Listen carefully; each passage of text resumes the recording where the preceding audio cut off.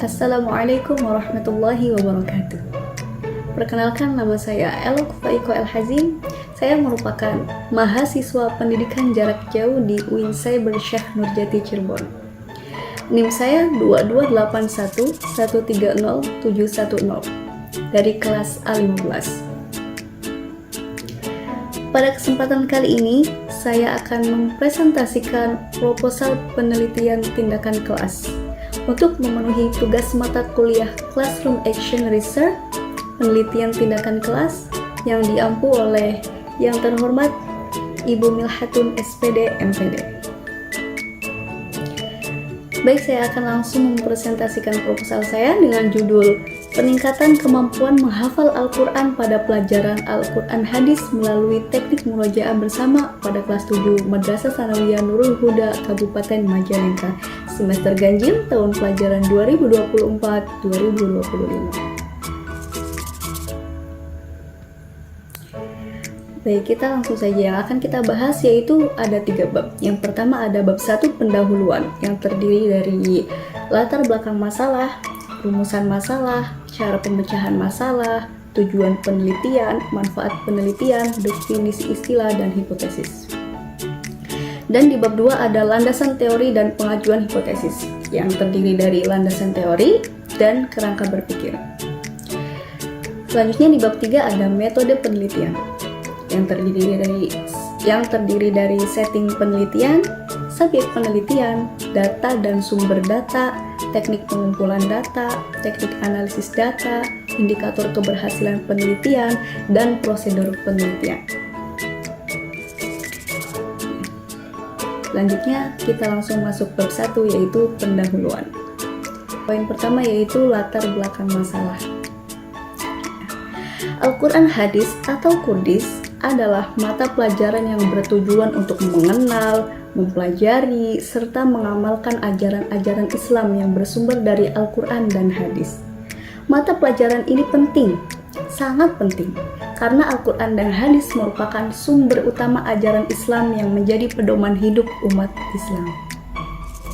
Dari mata pelajaran ini, siswa diharapkan dapat memahami arti dan kandungan ayat-ayat Al-Quran, serta hadis-hadis Nabi Muhammad SAW, dan dapat mengamalkannya dalam kehidupan sehari-hari. Beberapa siswa kelas 7 di Madrasah Sanawiyah Nurul Huda merasa bosan dan kehilangan minat untuk menghafal. Para siswa belum merasakan kenikmatan spiritual saat membaca dan menghafal Al-Quran. Jika hal-hal tersebut tidak segera diatasi, maka kurangnya motivasi dapat berdampak pada penurunan minat siswa terhadap agama secara keseluruhan.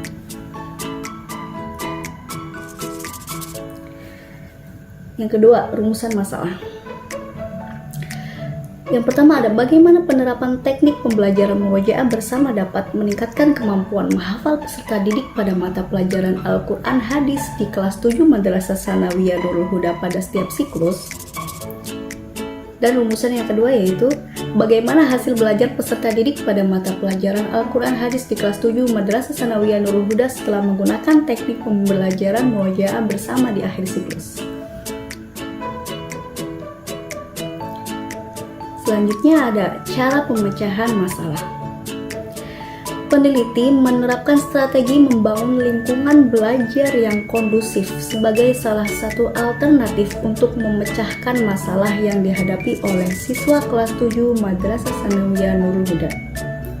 Peneliti menerapkan strategi pembelajaran ini untuk mengkondisikan peserta didik terbiasa menemukan dan mencari sesuatu yang berkaitan dengan pembelajaran.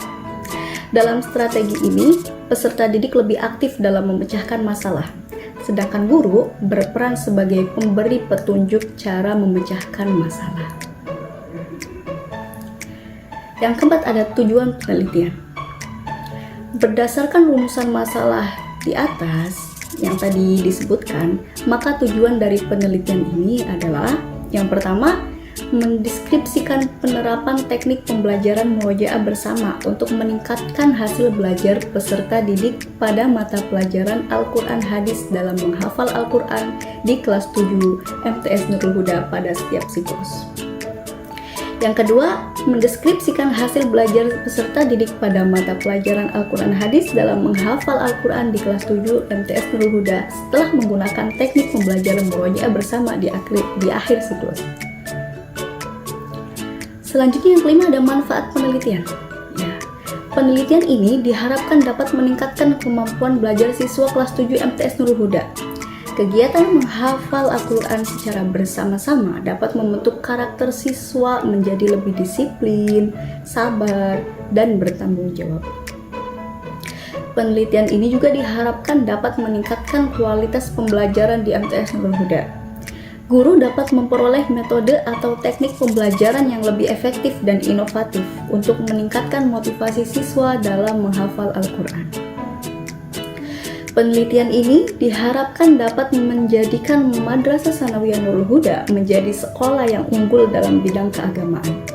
Sekolah dapat menjadi rujukan bagi sekolah lain dalam bidang pendidikan agama. Penelitian ini juga diharapkan dapat menjadi kontribusi terhadap pembangunan ilmu pengetahuan di bidang pendidikan agama. Selanjutnya itu ada definisi istilah.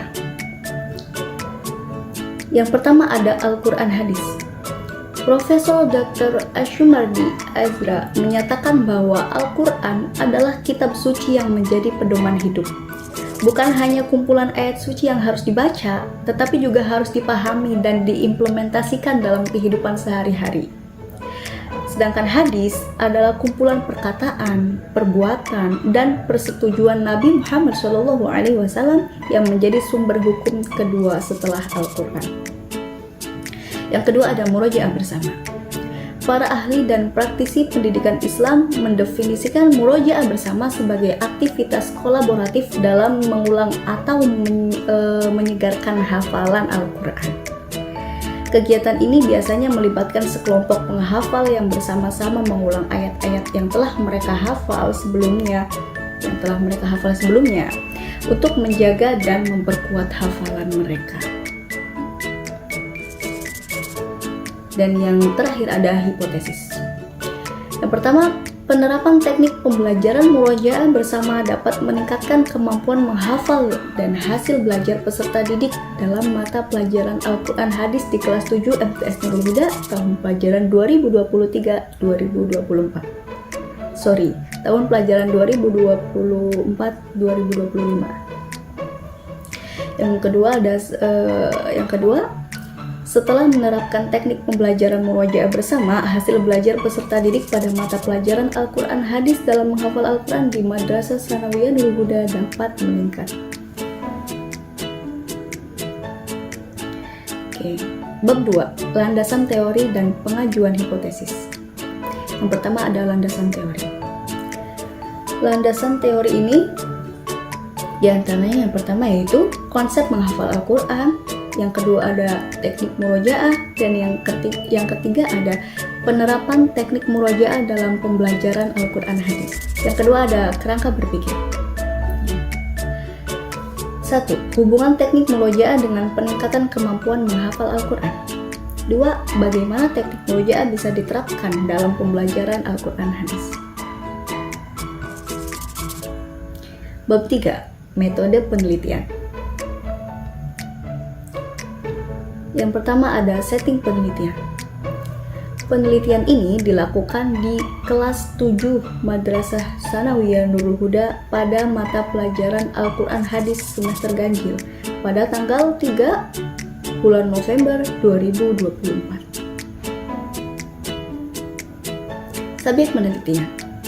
Subjek penelitian ini adalah siswa kelas 7 MTS Nurul Huda yang terdiri dari 30 siswa dengan latar belakang kemampuan menghafal yang beragam. Selanjutnya ada data dan sumber data. Kemampuan awal menghafal siswa. Sebelum menggunakan teknik murojaah bersama, beberapa siswa merasa bosan dan kehilangan minat untuk menghafal. Selanjutnya ada progres hafalan siswa. Setelah menggunakan teknik murojaah bersama, kemampuan menghafal siswa meningkat. Sedangkan kendala dalam menghafal yaitu kemampuan siswa yang berbeda-beda. Itu menjadi salah satu kendala dalam pembelajaran. Sumber data. Data tersebut diperoleh melalui observasi langsung saat siswa melakukan murojaah bersama, mencatat kesalahan dan progres hafalan. Selanjutnya ada teknik pengumpulan data. Peneliti hadir langsung di kelas atau tempat belajar tanpa mengganggu proses pembelajaran. Peneliti juga mencatat perilaku siswa berdasarkan indikator di lembar observasi. Selanjutnya ada teknik analisis data. Teknik analisis data yang peneliti gunakan yaitu analisis perbandingan. Membandingkan hasil sebelum dan sesudah penelitian untuk melihat efektivitas teknik murojaah. Selanjutnya ada indikator keberhasilan penelitian. Yang pertama, kegiatan menghafal Al-Quran secara bersama-sama dapat membentuk karakter siswa menjadi lebih disiplin, sabar, dan bertanggung jawab. Yang kedua, guru dapat memperoleh metode atau teknik pembelajaran yang lebih efektif dan inovatif untuk meningkatkan motivasi siswa dalam menghafal Al-Quran. Dan yang ketiga, sekolah dapat menjadi rujukan bagi sekolah lain dalam bidang pendidikan agama. Yang terakhir ada prosedur penelitian. Prosedur penelitian ini yang pertama ada tahap persiapan, yang kedua ada tahap pelaksanaan, yang ketiga ada tahap pengumpulan data, yang keempat ada tahap analisis data, yang kelima ada tahap penarikan kesimpulan, dan yang keenam ada tahap pelaporan. Mungkin hanya itu yang bisa saya sampaikan dalam presentasi ini. Mohon maaf bila ada kesalahan yang saya ucapkan. Sekian dari saya. Wassalamualaikum warahmatullahi wabarakatuh.